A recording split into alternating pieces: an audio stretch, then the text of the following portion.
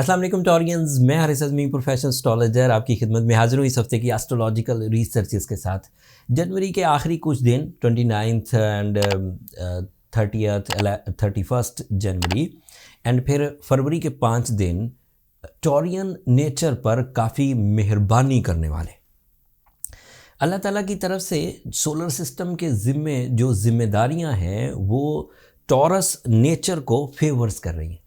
Taurean इससे बड़े फ़ायदे उठा सकते हैं, जैसे वीनस आपके 11th एंगल पर है, ये यहाँ काफ़ी प्रोडक्टिव है। हम इसे मुफीद तरीन एंगल मानते हैं। एस्ट्रोलॉजर्स इस एंगल पर वीनस को हमेशा पॉजिटिव मानते हैं। इसके एडवांटेजेस सुनिए एंड उसके लिहाज से अगले 15-20 दिन की प्लानिंग आपको फ़ायदा देगी। वीनस 11th एंगल पर आपकी जज्बाती कैफियत को नई दिलचस्पियां देगा, ये उसका एक फ़ायदा है। आपका इन दिनों जो भी मिशन चल रहा हो, कोई पैसे का मिशन है, मटेरियल एडवांटेजेस, कोई रिलेशनशिप का मिशन है, लाइफ पार्टनरशिप, प्रपोज़ल, किसी जिम्मेदारी को निभाना है, आपको अपने आप पर कोई काम करना है, आपकी कोई बुरी आदत है, आपके अंदर कोई मर्ज़ है, आपके अंदर कोई कमज़ोरी है, सो ये तीनों साइडें आपके लिए इंतहाई फेवरेबल हैं। इस वक्त by the support of Venus आप अपनी नेचर को ठीक कर सकते हैं, आदतों को ख़त्म कर सकते हैं, आप प्रपोज कर सकते हैं, आप अपनी इमोशनल जो इंटरेस्ट हैं, दिलचस्पियाँ, उन्हें बढ़ा सकते हैं। ये डायरेक्ट नौयत के एडवांटेज है। इनडायरेक्ट नौयत के एडवांटेजेस सुने। आपको एक टीम इकट्ठी करनी है जिसमें आपको कोई बिग मिशन इख्तियार करना है जो आप इनफरादी तौर पर नहीं कर सकते। दिस इज़ राइट टाइम, आप कर दीजिए। कंपनी इस्टेब्लिश करनी है, मल्टीटास्किंग करना है, पब्लिक एक्टिविटीज़ करनी है, लोगों को अपने नज़रियात से मुत्तफिक करना है। This is right time. Venus is in very good form. आखिरी फ़ायदा, वीनस 11th एंगल पर मटीरियल एडवांटेजेस के साथ साथ फिज़िकल हेल्थ स्टेबिलिटी लाता है। तमाम वो कमज़ोरियाँ जो वक्त के साथ साथ आपके साथ चिपकती हैं, वक्त गुज़रता जाता है, आप पर ज़ोफ़ आता जाता है, आप वीकनेस में जाते।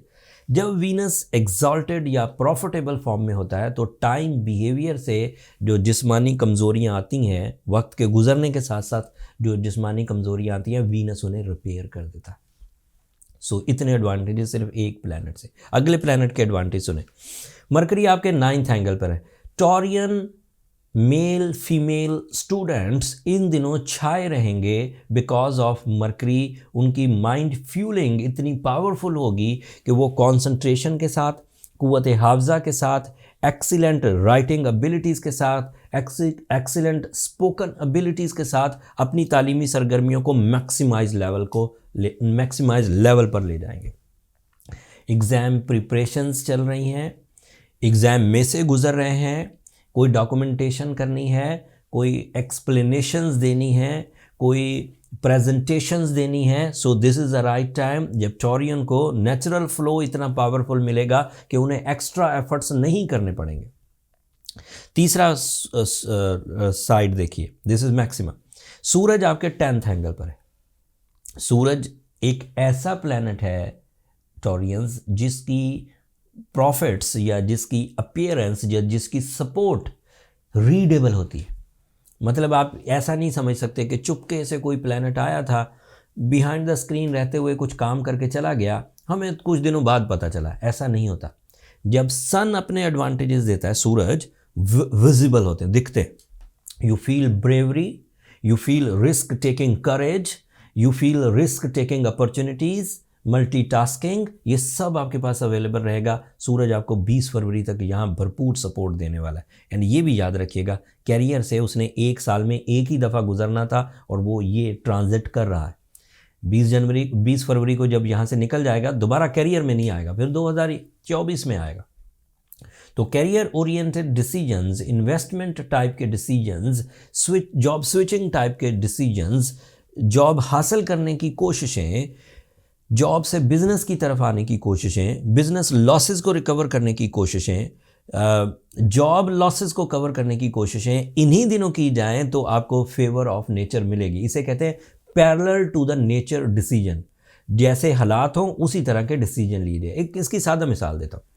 जैसे सर्दी आ गई है, सर्दी में आपने एक अपने प्रोटेक्शन के लिए एक वार्म स्वेटर या कोट पहन लिया है। So this is a decision जो कि पैरेलल टू द नेचर था, कि टाइम बिहेवियर जैसा चल रहा था मैंने वैसा ही डिसीजन लिया एंड उससे एडवांटेजेस ले लिए, या टाइम बिहेवियर के डिसएडवांटेजेस से बच गया, सम सॉर्ट ऑफ, मतलब इधर दिन तलू हो गया तो मैं काम पर निकल गया। दिस इज राइट डिसीजन, क्योंकि पैरेलल टू द नेचर है। अगर अगेंस्ट द नेचर चलें, अगेंस्ट द टाइम बिहेवियर हम काम करें, तो ऐसा नहीं है कि टाइम कोई पर्सनैलिटी है, वो आएगा आपको बाजू से पकड़ेगा और कहेगा ये तुम क्या कर रहे हो, ऐसा नहीं करना, ऐसा कुछ नहीं होगा। बट वो साइलेंटली आपको नुकसान पहुंचाएगा। मिसाल के तौर पर अभी मैंने जैसे सर्दी की मिसाल दी, दिस इज़ डिमांड कि आप गर्म कपड़े पहने, लेकिन आप बड़े कोई स्टबर्न पर्सनैलिटी हों और आप गर्म कपड़े ना पहने, तो कोई आके मारेगा तो नहीं, ना ही कोई आके बाजू पकड़ेगा, लेकिन साइलेंटली पेनल्टी लगने के चांसेस बढ़ जाएंगे।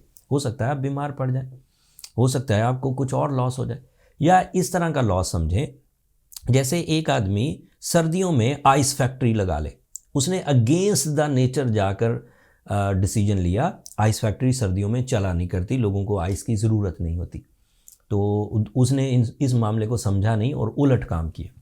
अगर वो इस सीज़न में गर्म कपड़े, ब्लैंकेट्स या इस तरह की कोई चीज़ सेल करने का कोई काम करता तो बहुत फेवर्स मिलती। इसे कहते हैं टाइम को जज कर कर अपने डिसीजंस लेना, चाहे वो हेल्थ के डिसीजंस हों, चाहे वो इन्वेस्टमेंट के डिसीजंस हों, चाहे वो अदरवाइज ज़िंदगी का कोई एजेंडा हो। सो इस तरह टाइम्स को जज करके अगर डिसीजंस लिए जाएंगे तो डिसीजन आसान भी हो जाएंगे, अफेक्टिव भी हो जाएंगे, प्रॉफिट भी बिग मिलेगा और रिजल्ट्स भी, एफर्ट्स भी थोड़े लगाने पड़ेंगे।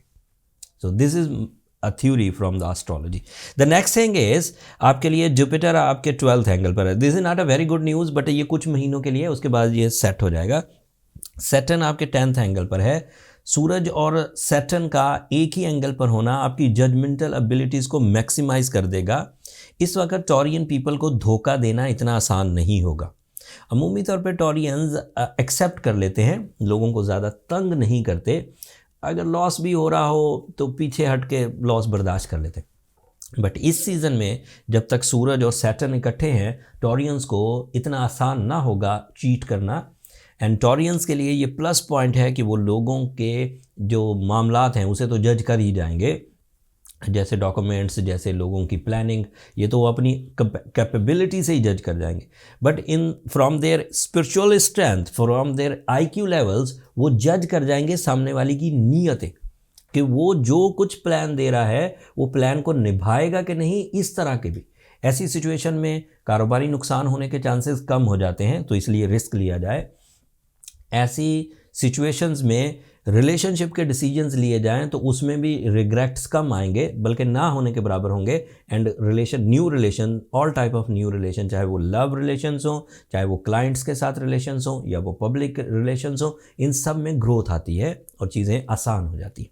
एंड द लास्ट थिंग, जब अरूज का टाइम हो, जैसा कि टॉरियंस को डिक्लेरेशन है एज अ प्रोफेशनल एस्ट्रोलॉजर कि वो इस वक्त अरूज के टाइम से गुजर रहे हैं, तो उन्हें एक्स्ट्रा एफर्ट्स करने चाहिए। वो रूटीन एफर्ट्स की तरफ ना जाएं। एक्स्ट्रा एफर्ट्स का मतलब ये होता है कि जो वो कर सकते हैं रूटीन में वो तो वो करें ही करें, थोड़ी एक्स्ट्रा कोशिश करें ताकि मेजर रिजल्ट्स आएँ और बैड पैच सीज़न के लिए रिजर्व्स क्रिएट हो सके। इसके लिए कोशिशें करना आपके लिए अगले कुछ दिनों तक मुफीद रहेगा। ये 29 तारीख से 5 जनवरी तक की रिपोर्ट थी। इन दिनों में तो बहुत ही अच्छा है। वैसे मैंने दबे लफ्ज़ों में 20 फरवरी तक का टाइम दे दिया।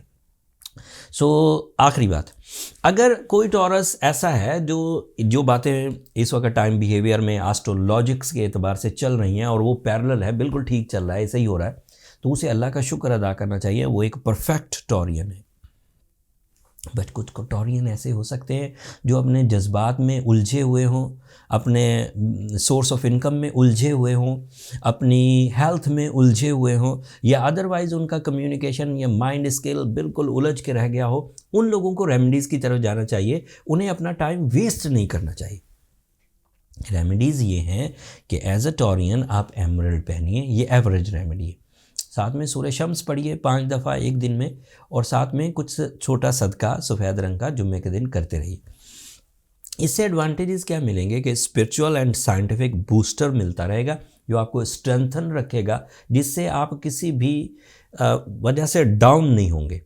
शिकस्त खुर्दा नहीं होंगे, कम हिम्मत नहीं होंगे, बदएतमाद नहीं होंगे।